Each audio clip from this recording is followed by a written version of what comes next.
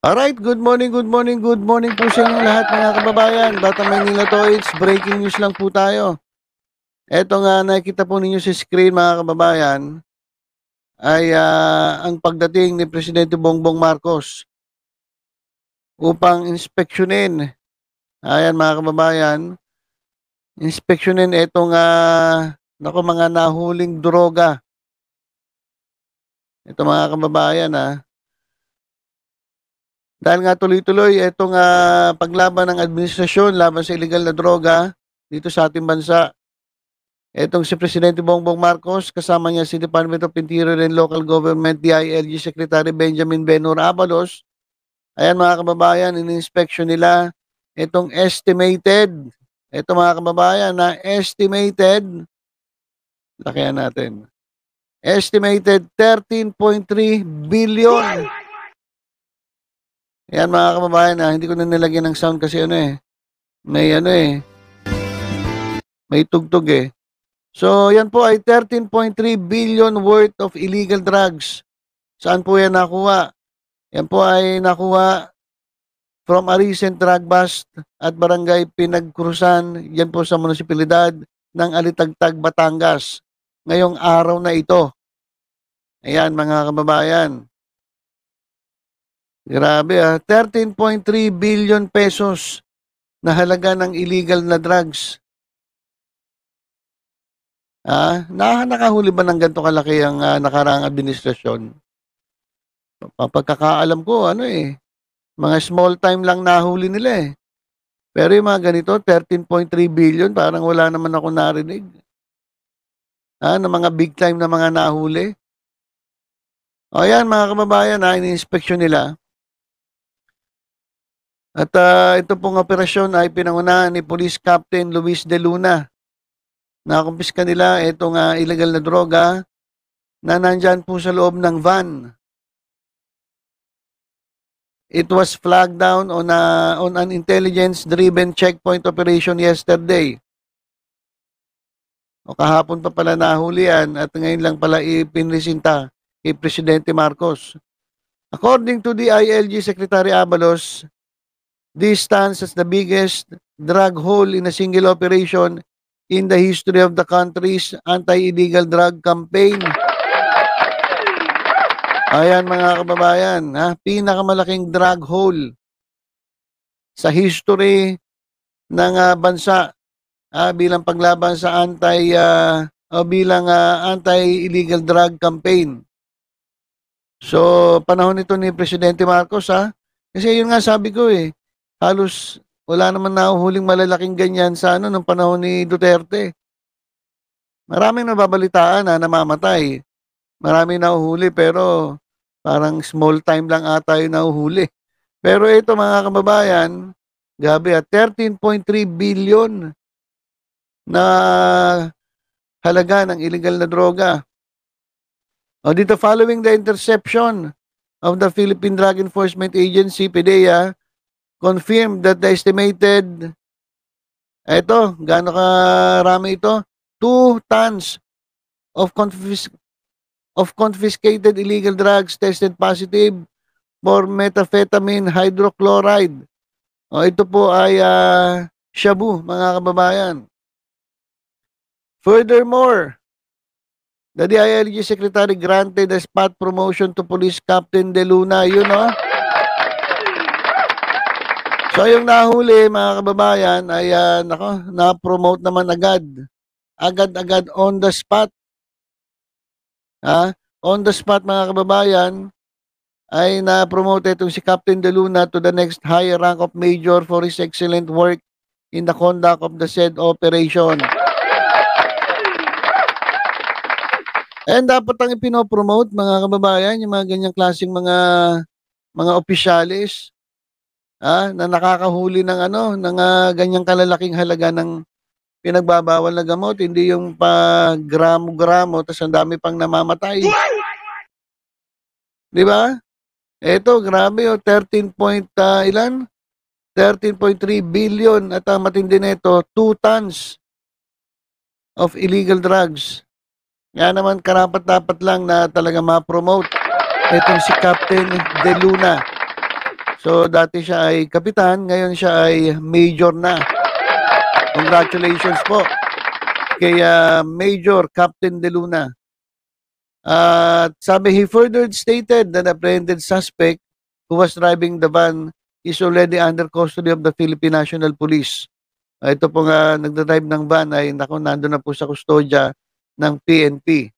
At siya ay mahatulan o will be charged o sasampahan with violation of sections 5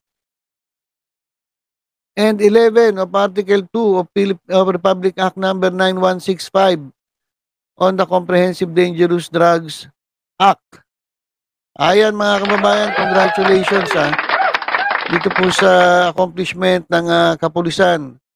Ito mga kababayan ay nahuli po dyan sa sa Batangas, Alitagtag, Barangay Pinagkurusan, Municipality of Alitagtag, Batangas. At ayan mga kababayan,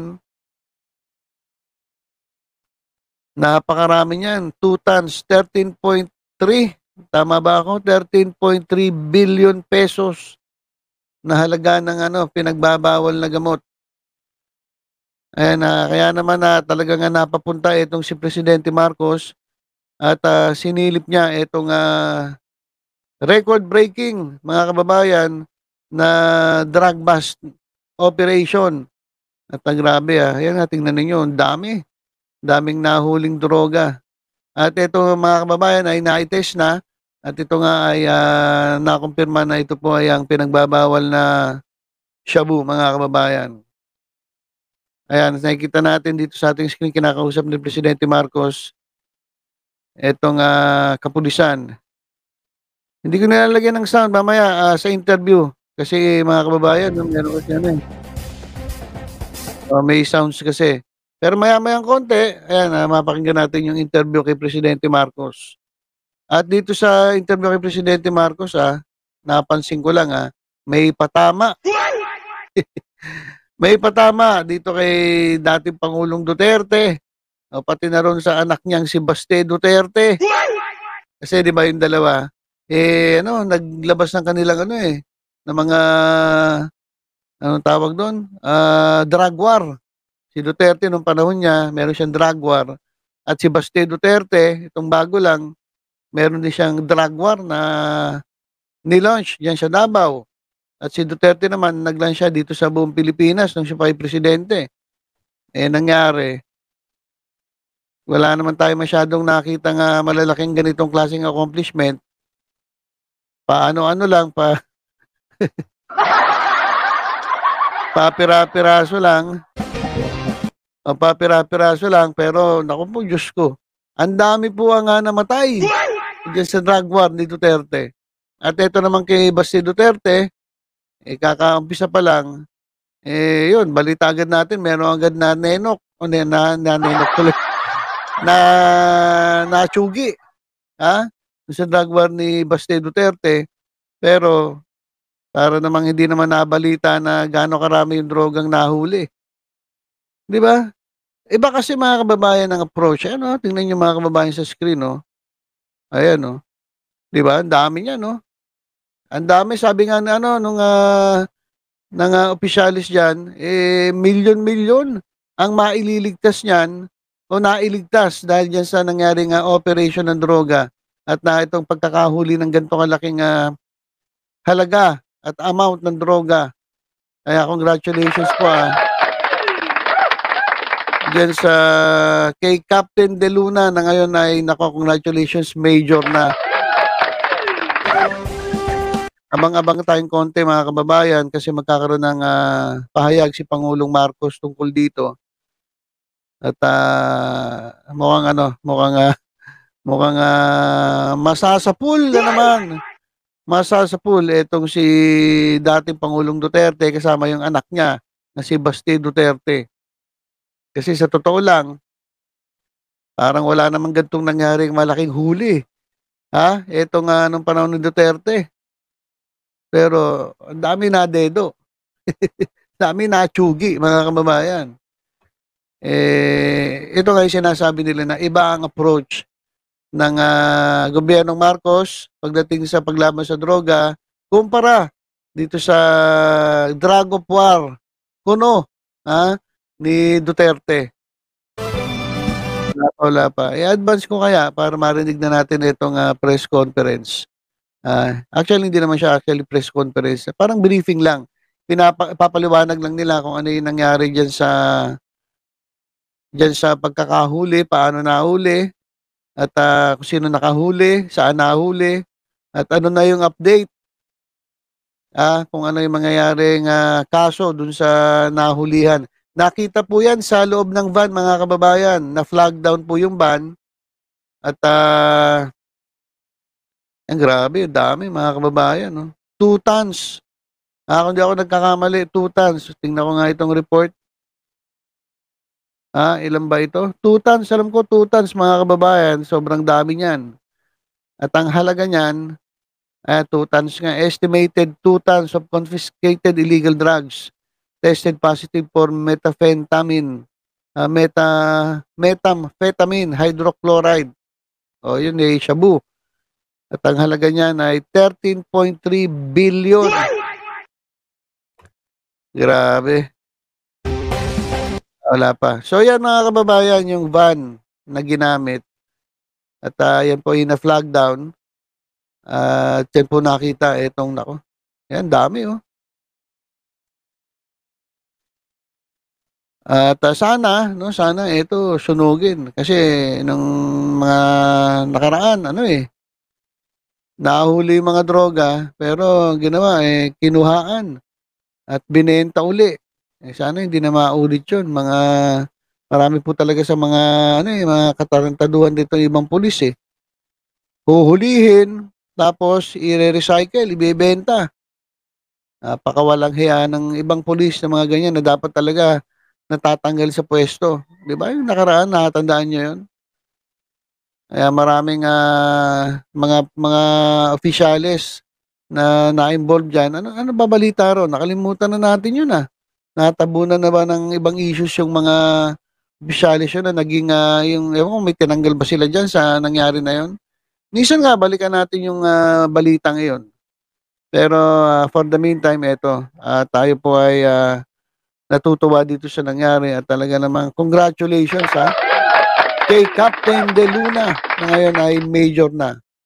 At on the spot promotion ang naibigay sa kanya dahil dito sa sa pinakamalaking drug haul sa history ng ating bansa. Ayan mga kababayan. May sounds kasi, may tugtugan pa Ito na yung naganap na press conference yan mga kababayan. Alisin nyo na yung tugtog. Dahil dito tayong lahat, dahil merong para makita at mapakinggan at makakuha ng report tungkol sa itong nangyari na pagkahuli nitong kalaki-laki na shabu na shipment. Ang estimate baka umabot ito ng 1.8 tons. So ang ibig sabihin, ito na yung pinakamalaking huli na nagawa natin. But hindi lang ito. Meron na tayo as of today, ang huli natin is already 13.2, 13.3 tons. So patuloy talaga, marami talaga tayong nahuhuli. 13.3 tons mga kababayan. Nung nakaraan, ilan ba? Meron bang tonel-toneladang nahuli dati? O yung namatay ata yung tonel-tonelada. At this is the approach that we are taking to the drug war. Ang ating ginagawa, we take apart, binabaklas natin yung mga sindikato, kahit sino man ang nakita natin may kasabwat dito sa drug trade. Kahit sino man, kahit politiko ba na powerful politician o police o kung sino man, talagang iniimbestigahan natin. Kaya nagkaroon ng ganitong klaseng mga operation at nakahuli tayo ng kalaki-laki na 1.8 tons. Sa ngayon, I'll just to give you a status report, as you can see, ang ginagawa ngayon, ini-inventaryo talaga kung gaano kadami itong nahuli na meth. Nakapag-test na ang PNP, tinest na yung nahuling shabu, very high quality itong nandito, very high potency. Ibig sabihin, yung mga pinanggalingan, kung saan pa yung mga, kung saan nanggaling, kung saan sinakay, anong origin, ngayon ay iniimbestigahan pa lang. Kaya the operation is ongoing at pabayaan muna natin ang ating mga kapulisan all together with the attached agencies ng PDEA and the Dangerous Drugs Board, lahat we're working together para mabuo ang kaso rito, malaman talaga natin kung saan dinaan itong shipment ng shabu na ito. I would like also to point out that this is the biggest shipment of shabu na nahuli natin. But not one person died. Yan o. Yan ang pinakamatindi doon eh. Yan ang pinakamatinding sinabi ni Presidente Marcos. Ayan ang pinakamalaking nahuling kumbaga drug haul sa history ng bansa, pero not a single. Ulit ko para marinig ng iba dyan. Para marinig ng iba dyan. Pero not a single person died. Wala pong namatay. Kasi iba, ang dami namamatay pero nahuli, gramo-gramo lang eh. Eto, grabe, bilyones ang halaga. Tonelada na shabu itong nahuli pero wala ni isa man lang namatay. O ayan. Sa pool. Di sa pool na naman itong mga naggayabang dyan keso ako I declare drug war. Dito sa Davao, I declare drug war. O dito sa lugar na ito. Mamaya-maya babalita mo may mamamatay. Pero yung mga namamatay naman maliliit na tao.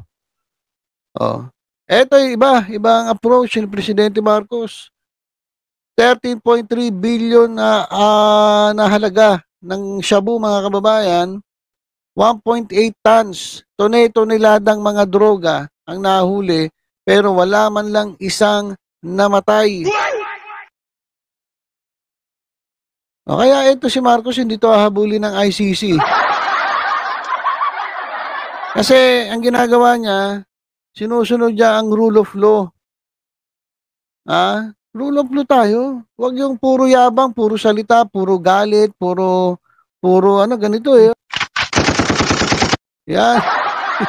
Hindi po madadaan sa ganyan. Kailangan accomplishment, hindi puro yabang, hindi puro ganyan. Yan. Diba? Congratulations 1.8 tons, 13.3 billion amount of illegal drugs was confiscated at wala man lang isa single person na namatay. Ayan, dapat dapat nating palakpakan. Hindi yung mga nandyan sa Gedli na wala na. Puro lang yabang kasi. Walang namatay, walang nagputukan, walang nasaktan. Basta't inoperate natin ng dahan-dahan. Walang namatay, walang nasugatan, walang putukang nangyari. Yan ang magaling. Sasabihin na naman ng iba, wala yan. Scripted yan. Ay na naman sasabihin ng iba sigurado, scripted yan. Pwede ba yung walang nanlaban? Pwede ba yung walang putukan? Nakitang-kita naman po natin pwede. Sila lang naman ang sasabi na laging may nanlaban Tapos tingnan mo, sino yung mga naapektuhan? Mga maliliit nating kababayan. Yung mga inchik naman yon, kasama nila sa selfie. Yung mga drug lord. Ito, nako, grabe itong accomplishment na ito. Naman dapat ang approach para sa akin, yun dapat ang approach sa drug war, na ang pinaka-importante is matigil natin ang pag-ship ng mga drugs dito sa pagpasok sa Pilipinas. Pero the one thing that's clear, pinasok ito, hindi ito galing dito sa Pilipinas. Hindi ito linuto dito sa Pilipinas, galing ito sa labas. Ngayon, yung ruta kung saan nanggaling yun, ngayon pinag-aaralan pa natin at inimbestigahan pa. Alright? Okay. Any questions?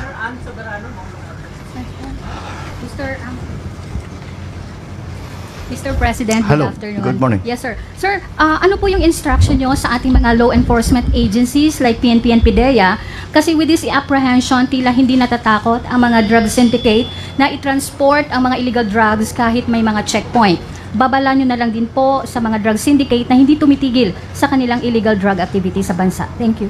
Well, kailangan rin maintindihan, ang mga drug syndicate, pagka nahulihan, parang cost of doing business nila yan eh. Nakakasama na sa kalkulasyon nila. Once in a while, mahuhuli tayo. Pero malaki pa rin ang kita. So, tuloy-tuloy lang. We cannot, there is no, tinatawag na one single answer tungkol dito. There's no silver bullet to this. Kailangan talaga kayod. We have to operate. We have to gather intelligence. We have to coordinate with Interpol. We have to coordinate with intelligence and drug agencies of other countries around, of ASEAN, of Asia, kung saan man nanggagaling. Because this is an international crime. So we have to keep, there is no other solution but to keep doing this. Na kung pasok sila ng pasok hanggang it is not para magawa, napakahirap magpasok ng drugs sa Pilipinas, wag na natin gawin, dadali natin sa ibang lugar. That is the situation that we are hoping to achieve.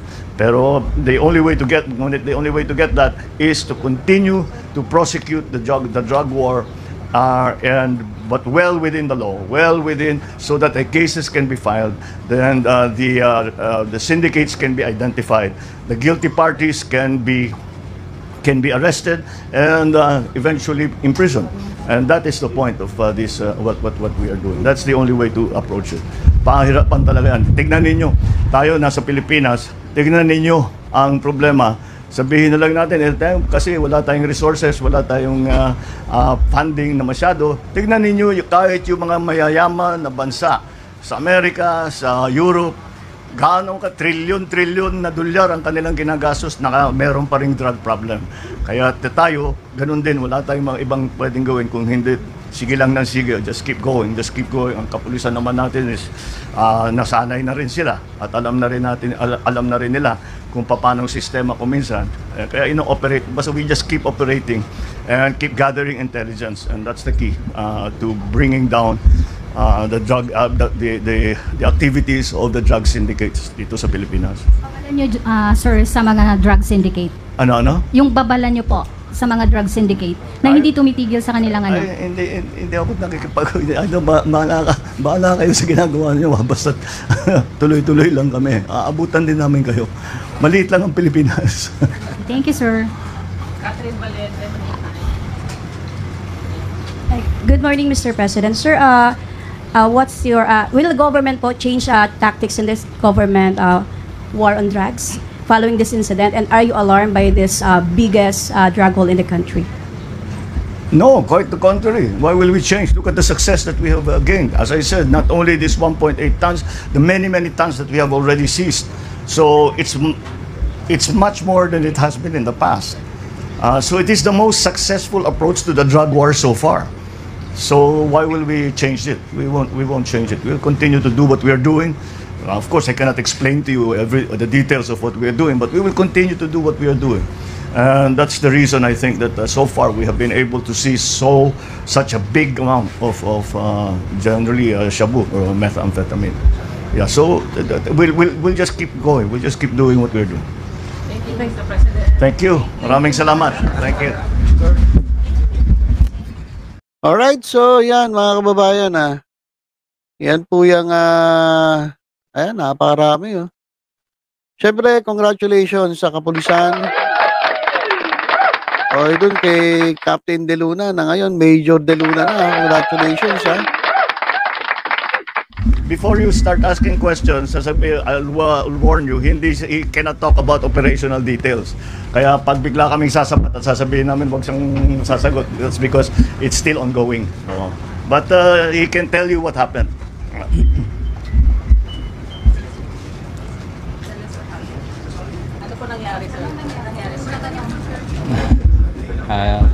Good morning po.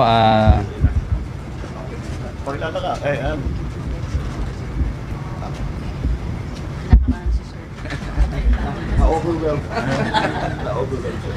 Alam mo, sa training sa military at saka sa police, walang training para makakaharap sa press. Kahit umarap sa bala, kaya namin, pero umarap sa press. So, magandang umaga po sa ating lahat, sa ating mahal na Pangulo, Sir, sa lahat mo narito. Sa ngayon po, hindi pa po kami makakapagbigay ng eksaktong detalye ng pangyayari kung paano namin nasabat itong gantong kalaking halaga kasi umuusad pa rin po yung aming investigasyon. Ano po, ayaw po namin makompromiso yung mangyayaring hanggat may sampa po namin yung kaso laban po dun sa tao. Yun lamang po at maraming salamat po.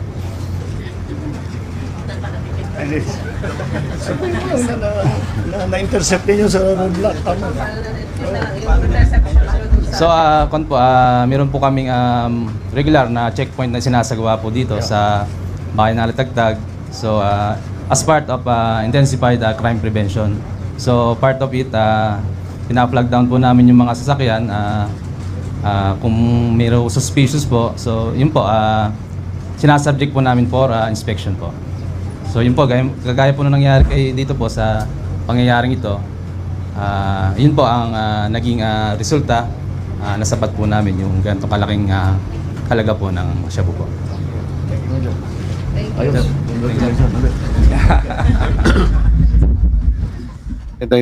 Sasalita na naman si Marcos.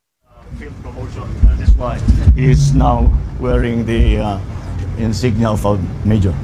Ayan na, major na. In-announce na. We mentioned also yesterday, the province of Batangas will give the not only plaque of recognition, but also financial recognition reward to our Major De Luna of 100,000 pesos. No, para sa unit ninyo. No? Thank you, sir. Alright. Yun, no? Ayan dyan. 100,000 pesos para sa unit ni De Luna. At syempre from captain to major etong si De Luna. Sana ganyan, no? Para ganahan yung mga pulis. Hindi yung nangyayari kasi nung nakaraan wala nga, binibigyan nyo pa ng kota Kapag hindi nakakuha ng kota, ngayon ano mangyayari? Walang promotion. At pag hindi nakakuha ng kota, yung mga pulis napipilitan tuloy yumari o gumawa ng operations na illegal para lang masabi na meron silang inoperate. Pero kung tutusin, hindi naman pala yun talaga mga drug addict. Kumbaga, ginawa lang nila yung inoperate para lang madagdagan yung kanila kasi may kota So ngayon, walang ganun-ganon, walang kota-kota. Sa manghuli ka ng malaki, maliit, basta wala, okay lang yun. Kaya lang, syempre, pag mas malaki ang nahuli mo, meron kang promotion. At meron ka pang may financial na award o reward dito sa kanyang unit. Grabe. Ayan na, Yung drug war. Of course, it is very necessary that we recognize. Talagang we have to present them as example of the vigilance that has to be exercised. Ito, hindi lang daang libo, milyon-milyon ang iniligtas sa operation na ito dahil sa napakaraming mapipinsala, masisira ang buhay. At marami pang saling lahi, mabutit ngayon sa pamamagitan ng programa ng ating Presidente laban sa drug war at sa pagpapaganap ng ating DILG ay talagang at dito rin ang ating community ay kaagad ay pinaligiran kaya hindi nakikita kung ano ang masamang nangyayari. Okay. Maraming salamat. Thank you very much. Good morning. Alright. Okay, so yan lang mga kababayan yung ating update. Syempre, congratulations ulit dyan sa mga ating kapulisan na nakakuha ng napakalaking amount ng droga pero wala man lang isang namatay. Wala man lang isang nadedo o natsugi. Pero ang nakuha nila grabe, bilyong halaga ng shabu. estimated 1.8 tons. So sa balita kasi 2 tons eh. Pero siguro inaano pa nila yan, binibilang pa nila. So estimated 2 tons mga kababayan ng shabu ang nahuli at ni isang tao o suspect ay wala pong namatay. Yan po ang drug war. Laban po sa droga, hindi laban dun sa biktima. Nako. Marami na mga magre-react dito ng mga alam mo na kasi style ng kabila iba style ni Marcos. Dito na ako mas gugustuhin ko na yung style ni Marcos. Malaki ang nahuhuli, walang namamatay. Nung dati pipitsugin mga nahuhuli, pero ang dami pong namamatay kasi sabi ng laban daw. Sabi nila. So yun lang mga kababayan. Yan po ang ating breaking news. Congratulations po sa mga involved dyan sa pagkakahuli ng biggest drug haul sa history ng ating bansa. So muli, tutok-tutok lang dito sa Batang Maynila to sa iba pang updates. Ingat po tayong lahat. God bless po.